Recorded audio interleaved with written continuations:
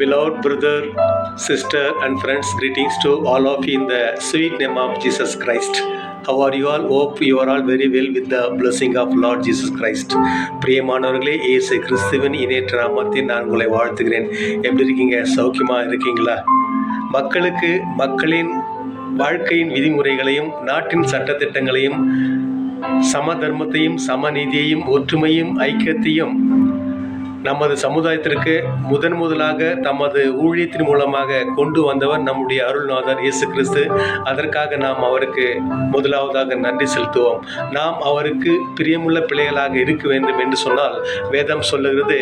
Let me read the word of God. Galatians chapter 6 verses 2. Share each other's burden and in this way obey the law of Christ. கலாத்தியர் 6:2.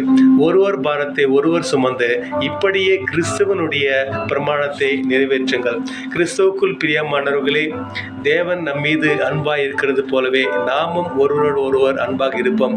குறிப்பாக நமது குடும்பத்தில் உடன் பிறந்த சகோதர சகோதரிடத்தில் அன்பாகவும் அரவணைப்போடும் புரிதலோடும் இருக்க வேண்டும். இந்த அன்பும் ஐக்கியமும் நம்மிடத்தில் மட்டுமல்லாமல் மற்ற மக்களோடும் இருக்கும் என்று சொன்னால் அந்த அன்பிலே அனைத்து சட்ட திட்டங்களும் அடங்கி இருக்கிறது.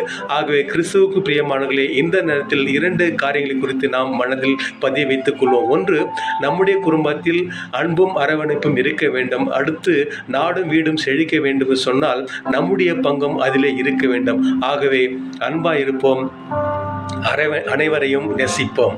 இயேசுவே உம் நாமத்தினால் இன்பமுண்டு யாவருக்கும், நன்றியுள்ள இதயத்துடன் கூடினோம் இந்நன்னாளிலே.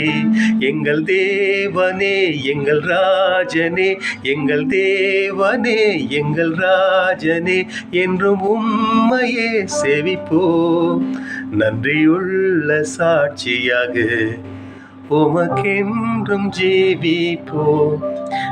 எங்களை நேசிக்கும் நல்ல தந்தை, அந்த அருமையான காலை வேலைக்காக உம்மை துதிக்கிறோம் சாமி. கடந்த வாரம் முழுதும் எங்களை கண்மூடி போல காப்பாற்றி வந்ததற்காக நன்றி செலுத்துகிறோம் அப்பா.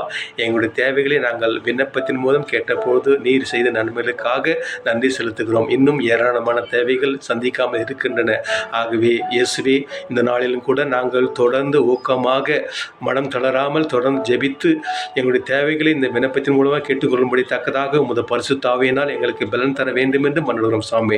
இந்த நாளிலும் கூட ஆண்டவரே, எங்களுடைய பாரத தேசத்திலே உமக்காக ஊழியம் செய்யும் போதர்களுக்காக நாங்கள் வேண்டுதல் செய்கிறோம்.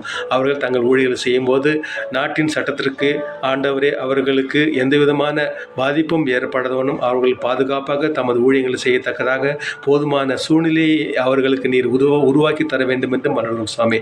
தொடர்ந்து உமது கிருபையாலும் இரக்கத்தாலும் தாங்க வழிநடத்தும். இறைமையின் இயேசு மூலம் ஜெபிக்கிறோம் நல்ல பிதாவே. Amen, amen. Thank you friends. Wish you all a happy republic day of India. அனைவருக்கும் இந்திய குடியரசு தின வாழ்த்துக்களை தெரிவித்துக் கொள்கிறேன். See you. Bye bye. See you in the next week. Till then, it's Arul from Bangalore. Bye bye. God bless you.